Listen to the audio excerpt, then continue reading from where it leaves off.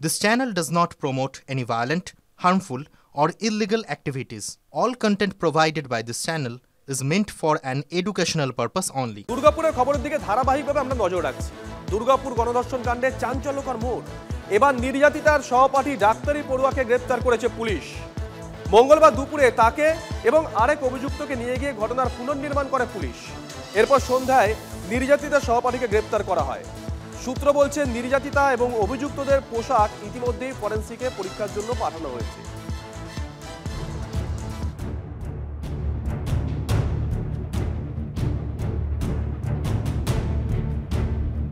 দুর্গাপুর গণধর্ষণ কাণ্ডে নির্যাতিতার সহপাঠী ডাক্তারি পড়ুয়াকে গ্রেপ্তার করল পুলিশ। এই নিয়ে মোট গ্রেপ্তারির সংখ্যা বেড়ে দাঁড়ালো ৬। কিন্তু গণধর্ষণ কাণ্ড ঘিরে অনেক ধোঁয়াশা রয়ে গিয়েছে এখনো। কে, কি, কেন, কবে, কোথায়? ঘটনার পুনর্নির্মাণ করে সেই রহস্য ভেদের চেষ্টা করল পুলিশ। মঙ্গলবার সকাল 11:35 আইকিউ মেডিকেল কলেজের দক্ষিণ দিকের গেট থেকে হাঁটতে শুরু করেন পুলিশ আধিকারিকরা। ছিলেন ডিজিপি অভিষেক গুপ্ত, এসিপি সুবীর রায়, সার্কেল ইন্সপেক্টর রণবীর বাগ। গাড়িতেই বসেছিল এক অভিযুক্ত। আসানসোল দুর্গাপুর পুলিশের ডিসি অভিষেক গুপ্তা এবং এসিপি এবং সিআই সহ অন্যান্য পুলিশ আধিকারিকরা ঘটনাস্থলে এসছেন। 10 মিনিট হেঁটে পরাণগঞ্জ যাওয়ার রাস্তায় কর্ডন করা ঘটনাস্থলে পৌঁছয় পুলিশ। কর্ডন করা আছে যেখানে ওই ঘটনাস্থলে পুলিশ কর্তারা গেছেন। ওখানে গিয়ে যে ঘটনা বিবরণ এদের কাছ থেকে পাওয়া গেছে, জিজ্ঞাসাবাদ করে যে তথ্য পাওয়া গেছে সেগুলো খতিয়ে দেখছে।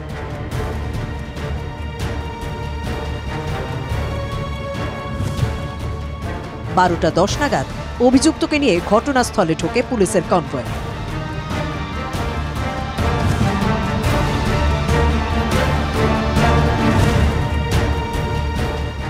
প্রায় আধ ঘন্টা ধরে ঘটনার পুনর্নির্মাণ করে পুলিশ। ভিডিওগ্রাফি করা হয়। এরপর সেই অভিযুক্তকে তোলা হয় গাড়িতে। দুপুর 1:10 নাগাদ নির্যাতিতা সহপাঠীকে নিয়ে টাউনশিপ থানার গাড়ি পৌঁছে ঘটনাস্থলে। চিকিৎসক পড়ুয়াকে নামানো হচ্ছে গাড়িতে। চিকিৎসক পড়ুয়ার যে সহপাঠী তাকে নামানো হচ্ছে এই গাড়িতে। যে ছবিটা আমরা দেখতে পাচ্ছি সরাসরি তাকে নামানো হচ্ছে এই গাড়িতে। তাকে নিয়ে যাওয়া হচ্ছে যে ক্রাইম সিন, সেখানে নিয়ে যাওয়া হচ্ছে। সূত্রের খবর, শুক্রবার রাতে ঠিক কি ঘটেছিল তা খুঁটিয়ে খুঁটিয়ে নির্যাতিতার সহপাঠীর কাছে জানতে চান পুলিশ আধিকারিকরা। দুপুর 1:45 নাগাদ পুনর্নির্মাণের প্রক্রিয়া শেষ করে পুলিশ। আর যে ওনার সহপাঠী বন্ধু ছিল গুগলের, সেটাকে আমরা জিজ্ঞাসাবাদ করছি।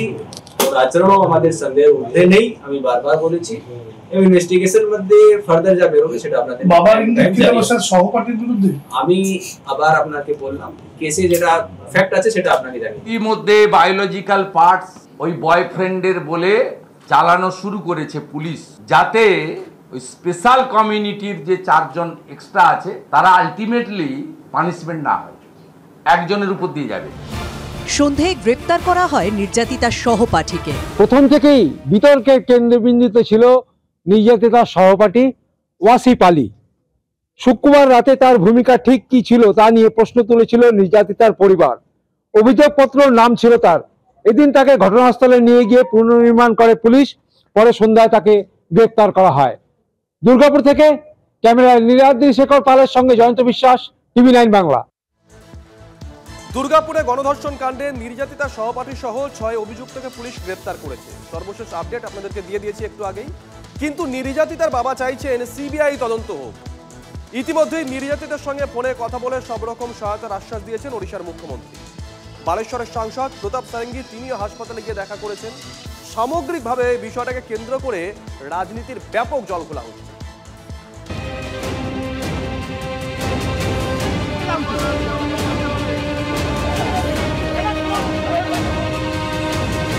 দুর্গাপুরে ওড়িশার ডাক্তারি পড়ুয়ার গণধর্ষণের অভিযোগে আন্তঃরাজ্য রাজনীতির তোলপাড়। ওড়িশার মুখ্যমন্ত্রী মোহন চরণ মাঝি আগেই এই ঘটনায় মমতা বন্দ্যোপাধ্যায়ের হস্তক্ষেপ চেয়েছিলেন। এবার নির্যাতিতার সঙ্গে ফোনে কথা বলে দোষীদের শাস্তির জন্য সর্বস্তরে চাপ বাড়ানোর আশ্বাস দিয়েছেন তিনি। ধৈর্য ধর, অসীম সাহসর সহিত পুଣି আউথরে সামনাকু আস, সামনা কর। तुम सांगे ओडिशा सरकार पूरा अच्छा तुमको पूरा साहाय्य करेंगे और दोषी निश्चित भाव में दंड पाइबे। ସେଥିପାଇଁ ସମ୍ପୂର୍ଣ୍ଣ ଭାବରେ ସବୁ ପ୍ରକାର ବ୍ୟବସ୍ଥା ଆମ ସରକାର ତରଫରୁ ଓଡ଼ିଶା তরফରୁ ଆମେ তার ব্যবস্থা করুଛୁ। বিষয়টি নিয়ে অহেতুক রাজনীতি চলছে বলে পাল্টা সুর চড়িয়েছে এ রাজ্যের শাসক দল। ওড়িশা এমন একটা রাজ্য, গত 6 মাসে কতগুলি ধর্ষণের ঘটনা ঘটেছে, ভাবলে লজ্জা হয়। তো সেই তাদের বাড়ির লোকের সঙ্গে কথা বলছেন তো, নাকি অন্য রাজ্যে কেউ গেলে শুধু সেখানে কথা বলছেন? আমাদের এখানে পুলিশ আছে, অ্যারেস্ট হচ্ছে, অ্যাডমিনিস্ট্রেশন যা যা করার সব ব্যবস্থা নিচ্ছে। মেডিকেল পড়ুয়াকে গণধর্ষণের অভিযোগ ওঠার পর থেকেই দুর্গাপুরে আইকিউ হাসপাতাল কার্যত দুর্গে পরিণত। একের পর এক টিম আসছে ওড়িশা থেকে। সোমবার ওড়িশা মহিলা কমিশন এসেছিল।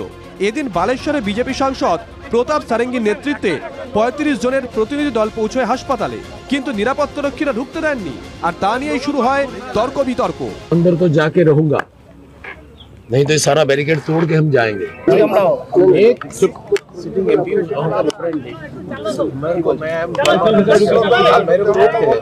ये सरकार का अभद्रता का चरम सीमा है। উত্তপ্ত বাদানুবাদের মধ্যেই নিরাপত্তা রক্ষীদের এড়িয়ে গেট টপকে কয়েকজন হাসপাতাল চত্বরে ঢোকার চেষ্টা করেন। তৈরি হয় নাটকীয় পরিস্থিতি। নিরাপত্তা রক্ষীদের সঙ্গে বিজেপি নেতা ও কর্মীদের ধস্তাধস্তি বেঁধে যায়। আধ ঘন্টা পরে বালেশ্বরে বিজেপি সাংসদ প্রতাপ সারেঙ্গী সহ 10 জনকে ভিতরে যাওয়ার অনুমতি দেওয়া হয়। সঙ্গে ছিলেন নির্যাতিতার বাবা। পুলিশ তো আমি এখন দেখছি আগে থেকে কাজের অগ্রগতি একটু অ্যাক্টিভ হয়েছে, কাজ করছে।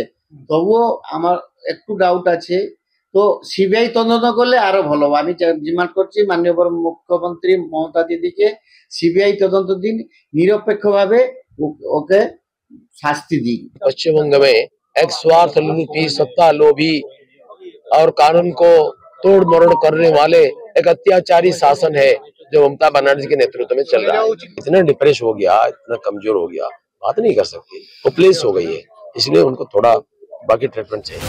এদিকে ওড়িশার কন্যার গণধর্ষণের ঘটনা নিয়ে রাজনীতিকরণের অভিযোগে বিজেপির বিরুদ্ধে সুর চড়িয়েছে তৃণমূল কংগ্রেস। খারাপ ঘটনা হয়েছে, খারাপ ঘটনা।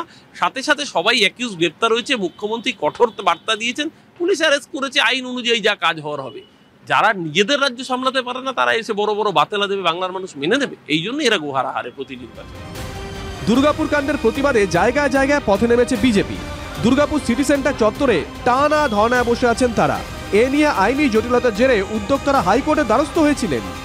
আদালত তাতে অনুমতি দিয়েছে, তবে ধর্না যাতে শান্তিপূর্ণ হয় পুলিশকে তা দেখার নির্দেশ দিয়েছে আদালত। Bureau report, TV9 Bangla. এদিকে বিজয় সম্মেলনের মঞ্চ থেকে মুর্শিদাবাদের তৃণমূল জেলা সভাপতি অপূর্ব সরকারকে চ্যালেঞ্জ ভরতপুরের তৃণমূল বিধায়ক হুমায়ুন কবিরের। আপনি নিজের সিটটা সুরক্ষিত করুন, কোনো হিংস্র জন্তুর লেজে পা দিলে কামড় খেতে হবে, হুঙ্কার ভরতপুরের তৃণমূল বিধায়ক। কোন জন্তুর আমি নাম করছি না, কোন জন্তুর হিংস্র জন্তুর লেজে পা দিতে যেও না বন্ধু। কোন হিংস্র জন্তুর লেজে যখন পা পড়বে না, সে তখন ঘুরে এমন ছবল মারবে, সেই ছবলের বিষ তুমি আর হজম করতে পারবে না।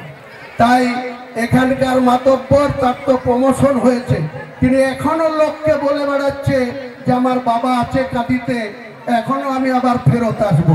তোমার বাবার চেয়ার কত দিন থাকে সেটাও আমি 2026-এর পরে দেখব, যে তোমার বাবার চেয়ারটা কতদিন সুরক্ষিত থাকে।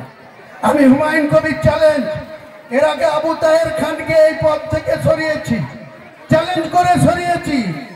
এরপরে শাওনি সিংহ রায়কে এই পদ থেকে চ্যালেঞ্জ করে সরিয়েছি। আজকে আবার প্রতিজ্ঞা করলাম 2026-এর ইলেকশনের পরে তোমার এবং তোমার বাবার পদ্মা পার করে দেবো তোমাকে। গোষ্ঠী কোন্দল নিয়ে কড়া বার্তা সুব্রত বক্সির। সামনে নির্বাচন আছে, নিজেদের মধ্যে কোনো গোলমাল থাকলে সেটা মিটিয়ে নেবেন। মমতা বন্দ্যোপাধ্যায় যাদের বাছাই করবেন, যাদের প্রার্থী করবেন তারাই প্রার্থী হবেন, দলকে বার্তা তৃণমূলের রাজ্য সভাপতি। নির্বাচনের আঙিনায় দাঁড়িয়ে যদি কারোর সাথে কোনো বিরোধ থাকে, আমি সকলকে অনুরোধ করব, আমরা যতটা চেষ্টা করব যে নিজের ঐক্যবদ্ধতাকে বজায় রেখে আমরা যাতে পারস্পরিক নিজেদের মধ্যে রিলেশন তৈরি করতে পারি। স্বাভাবিকভাবেই সকলের একটা দায়িত্ব আছে। মমতা বন্দ্যোপাধ্যায় প্রার্থীপদ ঠিক করবেন, তিনি যাকে প্রার্থী করবেন, অর্থাৎ যার হাতে সিম্বল থাকবে তিনিই আমাদের প্রার্থী।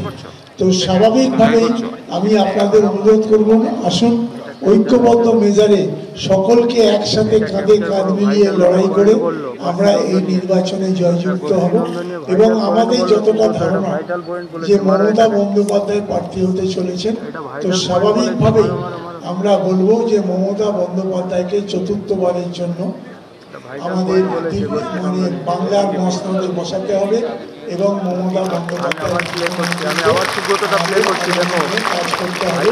উত্তরবঙ্গে ভূমিধস ও প্রাকৃতিক বিপর্যয়ে ক্ষতিগ্রস্তদের পাশে দাঁড়িয়েছেন অভিষেক বন্দ্যোপাধ্যায়। রাজ্য সরকারের ত্রাণ তহবিলে 1 লক্ষ টাকা অর্থ সাহায্য অভিষেকের।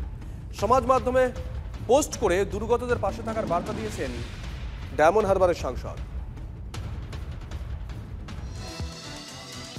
এদিকে শহরে ডেটিং অ্যাপে প্রতারণা চক্রের পর্দাফাঁস। মিন্টো পার্কে অফিস খুলে রমরমিয়ে চলছিল ডেটিং অ্যাপের মাধ্যমে প্রতারণার কারবার। কলকাতা পুলিশের গোয়েন্দা শাখার অভিযানে গ্রেপ্তার 16 মহিলা সহ 17 জন। ঘনিষ্ঠতার প্রলোভন দেখিয়ে বিপুল অঙ্কের টাকা হাতানোর অভিযোগ।